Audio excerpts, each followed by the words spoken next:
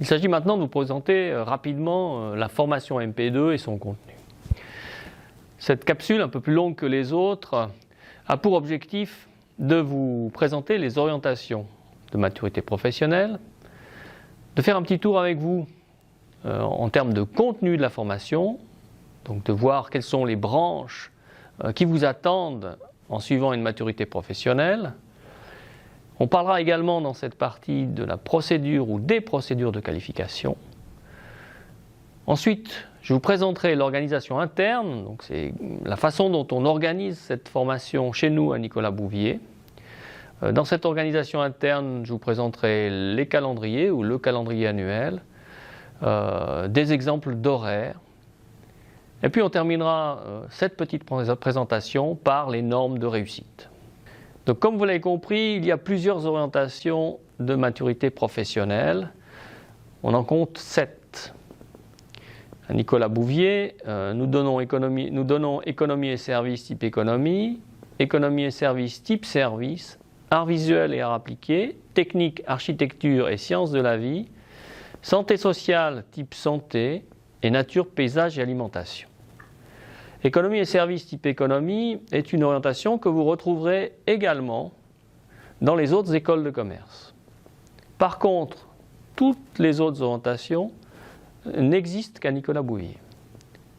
La formation maturité professionnelle contient des différentes branches qui s'organisent, qui se découpent en branches fondamentales, en branches spécifiques, en branches complémentaires.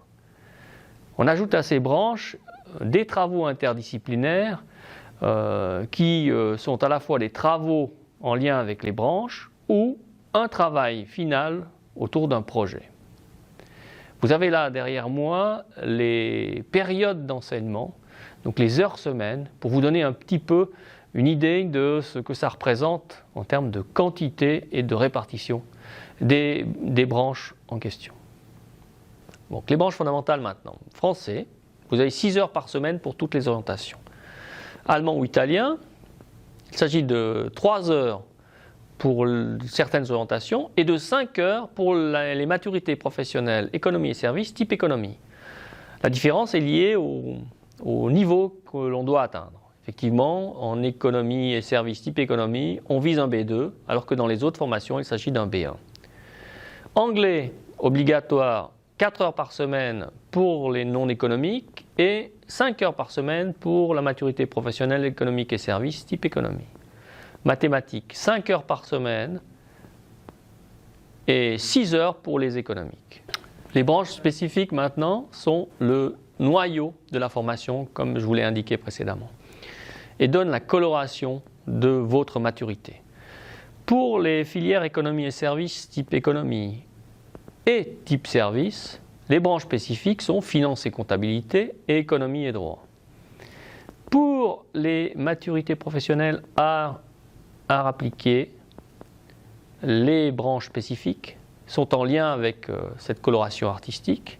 Donc art appliqué, art et culture, il s'agit de photos, de vidéos et d'histoire de l'art. Vous avez en complément de l'information et de la communication, qui est la deuxième branche spécifique de cette orientation. Donc, pour l'orientation technique, architecture et sciences de la vie, vous avez des sciences naturelles en branche spécifique, il s'agit de la chimie et de la physique, et vous avez la chance aussi d'avoir des mathématiques à hauteur de 5 heures par semaine pour compléter vos 5 heures de mathématiques fondamentales. Pour santé sociale, type santé, c'est la formation que nous dispensons à Nicolas Bouvier. Vous avez des sciences sociales, c'est-à-dire de la psychologie, de la sociologie et de la philosophie. Et vous avez des sciences naturelles qui se déclinent en chimie, biologie et physique. Enfin, pour l'orientation nature, paysage et alimentation, il s'agit des sciences naturelles avec biologie et chimie et une partie de physique qui complète ces branches spécifiques. Les branches complémentaires enfin. Toutes les orientations ont histoire et institutions politiques. Certaines suivent des cours de technique et environnement. Il s'agit des orientations économie et services type économie, les orientations arts visuels et arts appliqués, ainsi que les orientations santé sociale. Les autres suivent les branches économie et droit. Il s'agit des orientations techniques, architecture et sciences de la vie, santé sociale type santé, et nature, paysage et alimentation. Pour finir, les travaux interdisciplinaires. Dernier pan de cette formation. Il s'agit de compétences interdisciplinaires qui sont développées dans le cadre de travaux interdisciplinaires orientés branches, c'est-à-dire dans les branches d'enseignement, et qui sont complétés par un travail interdisciplinaire orienté projet. Ces travaux interdisciplinaires forment une partie de votre PV de maturité professionnelle. Il s'agit du 9e résultat, de la 9e ligne de ce PV. Donc pour résumer, vous avez 4 branches fondamentales, 2 branches spécifiques, 2 branches complémentaires et des travaux interdisciplinaires. Parlons maintenant de la procédure de qualification. Comme vous l'avez compris, le cœur de la maturité professionnelle, enfin les branches principales de la maturité professionnelle sont les 4 branches fondamentales et les 2 branches spécifiques. Donc ces 4 branches fondamentales et ces 2 branches spécifiques donnent lieu à des examens finaux. Vous avez ensuite les 2 branches complémentaires qui, elles, ne sont évaluées que durant l'année et ne donnent pas lieu à des examens finaux. Le calcul de la moyenne est assez simple. Donc c'est la moyenne annuelle plus la moyenne d'examen, le tout divisé par 2, arrondi à la demi. Ceci, c'est pour les branches soumises à l'examen. Par contre, pour les branches non soumises à l'examen, c'est les 2 semestres de l'année qui comptent et qui font une moyenne. Vous avez là un carnet, ou des carnets scolaires, où vous voyez un tout petit peu la disposition des disciplines au semestre, pour le premier, à votre gauche, et avec les examens à votre droite. Donc comme vous le voyez, vous trouvez les branches fondamentales plus les branches spécifiques avec examen qui donnent lieu à une moyenne générale. Par contre, la moyenne générale, comme vous pouvez l'observer, est au 10e, alors que tous les autres résultats sont à la demi. Il faut vous dire qu'en maturité professionnelle, il existe une promotion au semestre. Donc si vous ne réussissez pas votre premier semestre, votre formation s'arrête et vous revenez l'année suivante pour refaire l'entier de votre formation. Rapidement, pour vous donner envie bien sûr, voici quelques éléments en lien avec l'organisation interne. Je vais vous proposer rapidement de survoler un calendrier ou des calendriers généraux de nos formations et de vous présenter aussi très succinctement et très rapidement les horaires hebdomadaires de 2 de nos formations. Voici le calendrier général organisé autour des TIB d'une année scolaire de maturité professionnelle. Comme vous le voyez, on commence, vous avez les débuts d'année, les fins de semestre et les fins d'année. Comme vous le voyez également en violet, vous trouvez les indications pour le premier TIB, colonialisme et négritude. Ce TIB se déroule en autonomie, chacun le fait chez soi et se termine par une évaluation. Deuxième TIB, il s'agit du TIB spécifique. Celui-ci est fait durant les cours, dans les branches spécifiques. Et enfin, un troisième TIB qui est dispensé sous forme de semaine bloc autour du thème intéressant et passionnant de la pensée critique. Ces 3 TIB s'organisent en tout début d'année, donc sur le premier semestre.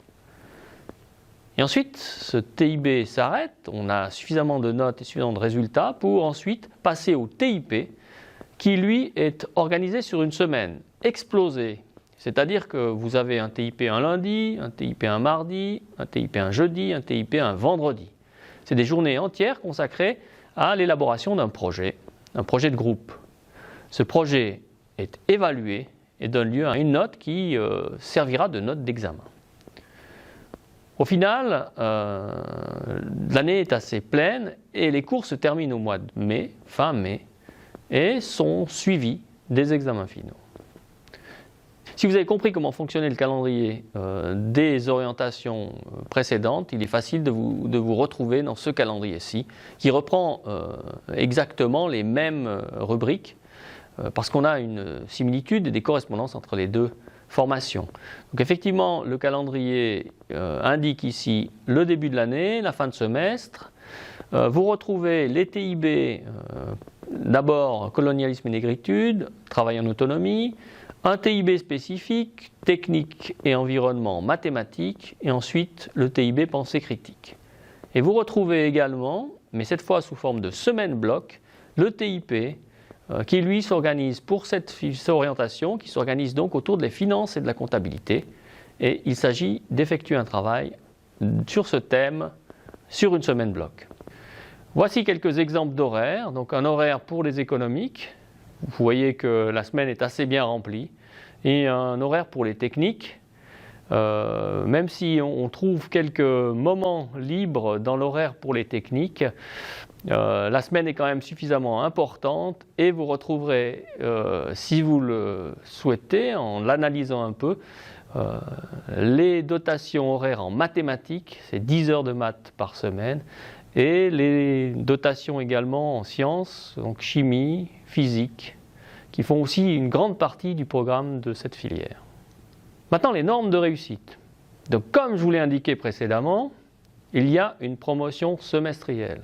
Il n'y a pas de dérogation. On n'entre pas en matière si vous n'avez pas les normes de promotion requises, qui sont une moyenne générale égale à 4. Vous n'avez pas le droit à plus de 2 notes insuffisantes, donc en dessous de 4. Et la somme des écarts négatifs ne doit pas dépasser 2. Si vous avez un 3,5 et un 3, votre somme des écarts est de 1,5. Donc vous passeriez. Mais par contre, si vous avez un 2 et un 3,5, la somme des écarts à ce moment-là est de 2,5 et vous êtes en échec. Il suffit de ne pas répondre à un de ces critères pour se retrouver en échec. Un petit exemple qui l'illustre, voici un carnet semestriel. Comme vous le voyez, cet élève a 4 notes en rouge, a un écart à la moyenne largement supérieur à 2 bonnes et à une moyenne générale insuffisante. Donc cet élève s'arrête au semestre et reviendra l'année suivante pour autant qu'il le décide en la refaisant, mais il n'aura droit plus qu'à une chance. Donc voici de manière un peu rapide, mais qui, je l'espère, vous aura intéressé, une présentation du contenu de notre formation. À partir de maintenant, à vous de jouer. Tout bon dans votre processus de qualification et je me réjouis d'ores et déjà de vous retrouver parmi mes élèves l'année prochaine.